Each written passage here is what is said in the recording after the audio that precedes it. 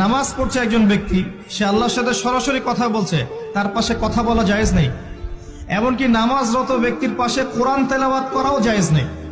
আমি কথা কি বুঝতে পারছেন? একজন ব্যক্তি নামাজে দাঁড়িয়েছে, আল্লাহর সাথে কথা বলছে, পাশে আপনি কোরআন তেলাওয়াত করতে পারবেন না জোরে জোরে।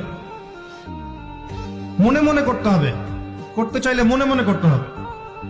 অনেক সময় মসজিদের ভিতরে দেখবেন নামাজ পড়া হচ্ছে, শোরগোল করছে।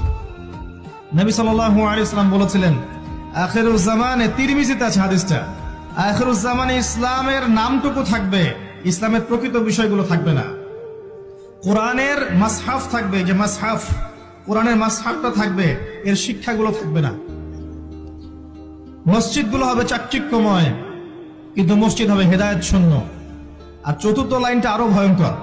4 নম্বর লাইনে গিয়ে নবীজি বলেছেন সাল্লাল্লাহু আলাইহি ওয়াসাল্লাম, আসমানের নিচে জমিনের উপরে আল্লাহর সবচেয়ে নিকৃষ্ট সৃষ্টি হবেন এক শ্রেণীর আলেম, যাদের থেকে ফিতনা ছড়াবে এবং তাদের দিকেই ফিতনা ফিরে আসবে।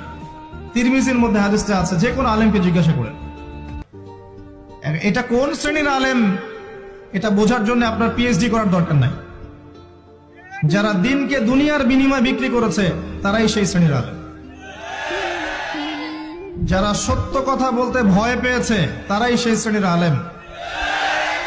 যারা সত্যকে মিথ্যার সাথে মিশ্রিত করেছে তারাই সেই শ্রেণীর আলেম। এবং যারা ইসলামের নামে উম্মাকে শতদা বিভক্ত করে দিয়েছে, এরাই সেই শ্রেণীর আলেম।